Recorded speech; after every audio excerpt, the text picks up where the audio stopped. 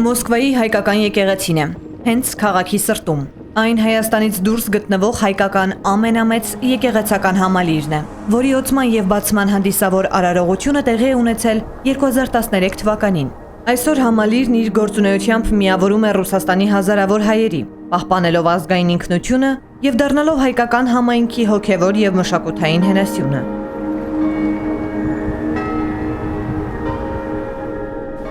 Հոգևոր այս կենտրոնի կառուցման գործում իր մեծ ներդրումն ու աջակցությունն ունի ազգային բարերար Սամվել Կարապետյանը, նվիրաբերելով $14 միլիոն։ Նոր Նախիջևանի և Ռուսաստանի հայոց թեմի եկեղեցական համալիրը զբաղեցնում է 1,32 հեկտար տարածք։ Ընդգրկում է Սուրբ Պայծառակերպություն մայրտաճարը, Սուրբ Խաչ եկեղեցին, առաջնորդարանի շենքը, կրթամշակութային, վարչական և հյուրանոցային մասնաշենքերը, ունի սեղանատուն, հանդիսությունների սրահներ, թանգարան և օժանդակ այլ կառույցներ։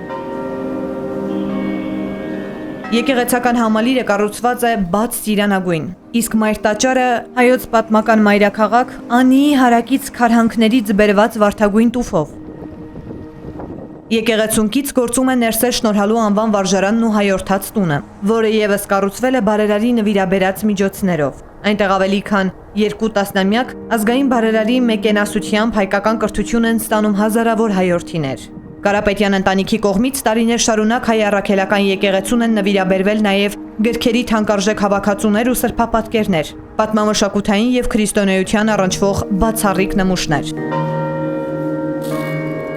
Դրանցից են Սամվել և Էթերի Կարապետյան ամուսինների եկեղեցուն նվիրած եբրայերեն տասնաբանյա պատվիրանների փայտյա տապանակը, ինչպես նաև 1881 թվականի հոկտեմբերի 10-ին Մոսկվայում տպագրված ռուսական թերթերից մեկի առաջին էջը, որտեղ պատկերված է Արարատյան դաշտավայրը հետևյալ գրությամբ. Արարատ լեռը Հայաստանում։ Մեր Տեր Հիսուս Քրիստոս է այսօրվա տվերը,